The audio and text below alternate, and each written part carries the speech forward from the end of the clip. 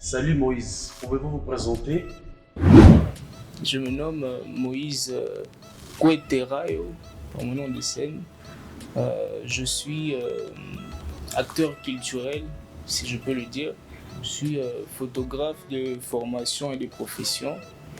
Je suis membre associé du collectif Upgrade Photographie SARL. Mais aussi je suis artiste musicien de passion, je dirais. En quelques mots, voilà. Comment arrivez-vous à mélanger plusieurs casquettes en une seule personne que vous êtes? Je dirais, pour mélanger toutes ces casquettes en une seule personne, déjà il faut, tout est question de planning et de savoir quoi prioriser, à quel moment et comment tout planifier. Je pense que la clé de tout ça, c'est le planning. Lorsqu'on se fixe, on se dit, malgré que je fais ça et ça, mais premièrement, je commence par ça et pour chuter par ça. Parlez-nous de ton histoire avec l'entrepreneuriat. Bon, du côté entrepreneurial, je pense que je vais commencer par une histoire, comment on a commencé jusque là où nous sommes aujourd'hui. Upgrade Photographie est une maison qui œuvre dans le multimédia. On a un groupe de 10 personnes déjà. On a commencé depuis l'école secondaire, lorsqu'on finissait, lorsqu'on devait avoir nos bacs et tout, disons diplôme d'état. Alors, on a commencé, c'était en fin 2017. Après qu'on ait fini l'école secondaire, on s'est dit comment faire pour s'occuper. En attendant que le cours commence, que pouvons-nous faire pour nous occuper? Alors, comme on dit souvent que les grandes idées ne sont jamais loin et lorsqu'on est entouré de bonnes personnes, on arrive souvent à aboutir par un très bon résultat. C'est comme ça comme on a pu se réunir, un cercle vraiment restreint de gens de confiance et avec qui on avait la même vision. On se dit pourquoi ne pas commencer quelque chose ensemble. Les problèmes d'argent ne produisent pas des divergences au sein de votre collectif?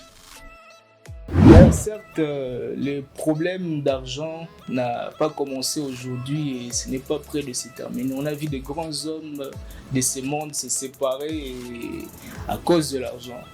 Mais moi, je pense que ce qui nous a plus aidé, c'est ces liens-là qu'on a pu conserver, ces liens-là de famille.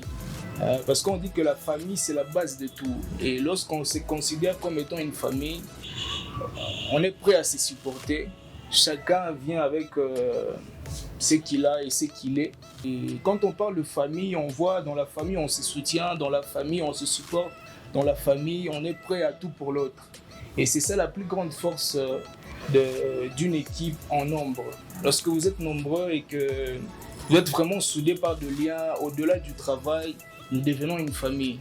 Et dans une famille, ce qui prône le plus, il y a d'abord la compréhension et puis les désirs de faire passer les intérêts de l'autre avant ses propres intérêts. C'est ce qui fait assez que on ne s'est jamais séparé, on ne s'est jamais disputé à cause de l'argent, mais aussi, en premier, je dirais, c'est la vision qu'on a. Lorsqu'on a une même vision, on se dit, nous voulons aller loin. Nous voulons sortir du point A pour un point B. On se détourne de tout ce qui est à côté et on suit le droit chemin. Malgré qu'il peut y arriver des moments où ça ne va pas, mais lorsqu'on se rappelle qu'on a une vision, qu'on a une destination là où on devrait arriver, là déjà on reste focus sur la destination et lorsqu'on a ça en tête, c'est toute la force, c'est toute la beauté d'une grande équipe au-delà du travail qu'on peut faire en équipe. Il y a ça, le lien de famille et aussi la direction, l'objectif. Quels sont les moments les plus stressants ou soit les difficultés que vous rencontrez au sein de votre collectif? Les difficultés que nous pouvons rencontrer, déjà à la base, je dirais, chacun a son opinion d'abord. Avant l'opinion générale, chacun vient avec son opinion. Et lorsque moi je peux venir avec mon opinion et que quelqu'un d'autre vient avec son opinion et que moi je voudrais qu'on puisse valider ce que moi je voudrais, quelqu'un d'autre voudrait qu'on puisse valider ce que lui voudrait, là il y a peut-être une petite discorde, mais au-delà de tout ça, il n'y a rien qui n'est pas surmontable. On dit que le linge sale se lave en famille. Et c'est dans une famille qu'on trouve une solution. On trouve une solution qui nous arrange nous tous. Ça, c'est sur notre point. L'autre volet, je dirais, le souci de pouvoir satisfaire le client. Parce que sans client, il n'y a pas de travail. Comme le dicton qui dit que les clients, il est roi. Et on est obligé de satisfaire chaque client équitablement avec l'autre pour pouvoir garder le cap et rester sur la même voie. Et si on parlait de votre côté artistique, parlez-nous un peu de ton histoire avec la musique. En fait, j'ai commencé la musique depuis tout petit. J'ai commencé par chanter à l'église, à l'école de dimanche. Déjà que je suis né dans une famille vraiment chrétienne. Et c'est là où j'ai eu toutes mes bases. Et puis après, lorsqu'on grandit, l'idéologie aussi grandit. Et on voudrait expérimenter d'autres opportunités ou d'autres angles de la vie. Puis voilà, je travaille sur mon tout premier EP, Nexandic Play, qui sera composé de 10 titres, qui est bientôt à venir. Donc d'ici là, soyons prêts à l'accueillir. C'est du bon travail, du travail de qualité, et puis voilà. Pourquoi un EP de 10 titres? Est-ce que vous vous êtes rendu compte de la promotion? Bon, pour moi, c'était une manière de me présenter, de dire voilà qui je suis, qu'est-ce que je suis capable de faire aussi en musique.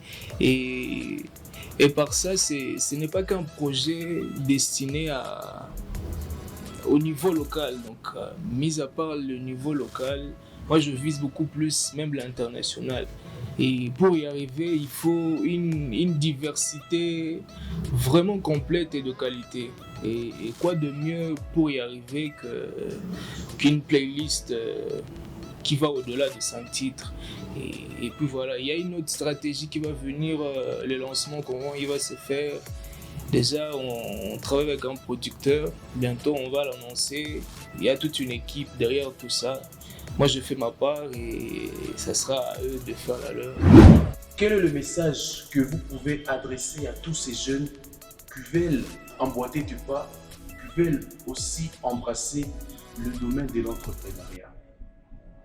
Voilà le message que je peux transmettre à la jeunesse, à nous tous jeunes, c'est de ne jamais négliger nos faibles commencements, ne pas négliger nos faibles débuts. Il n'y a personne qui est arrivé et commencé de 10 pour aller à 20. Il faut d'abord commencer par 0 et puis 1 et ainsi de suite.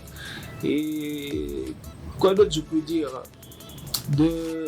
Lorsqu'on vise quelque chose, lorsqu'on a un objectif, de tout mettre de côté, de ne pas écouter ce que les gens disent et de donner tout son cœur dans ce projet qu'on est en train de faire.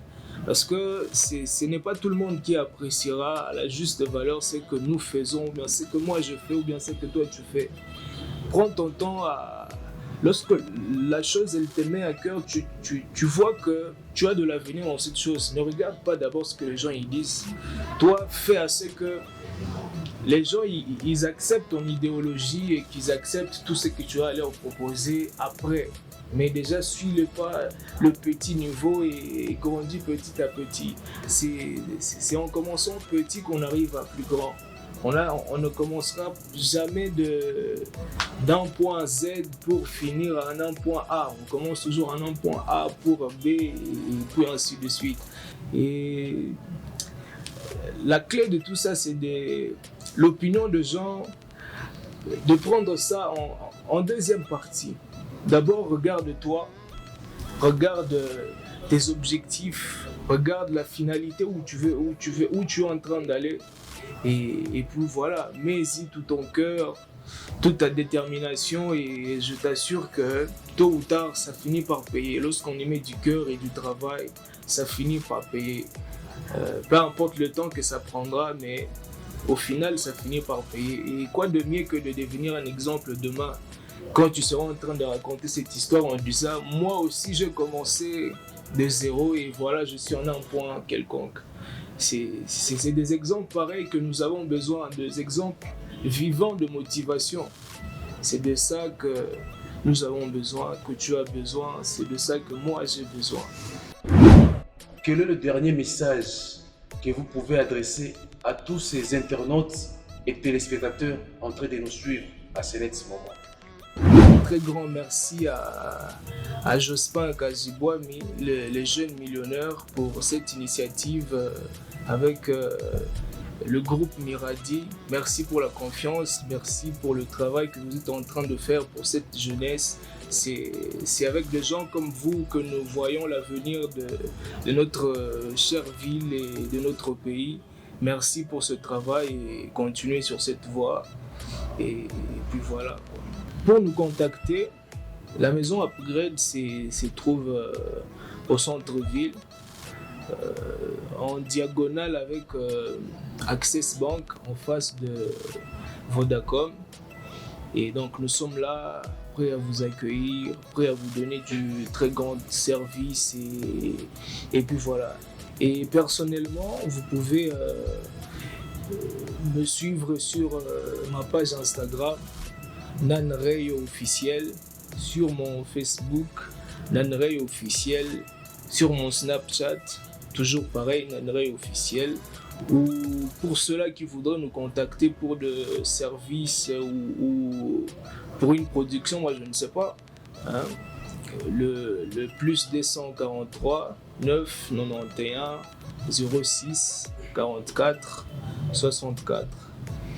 Et à toute ma famille, tous ceux qui me suivent, tous mes amis proches, toutes mes connaissances, merci de croire en nous et merci de nous faire confiance et voilà, le meilleur il reste à venir.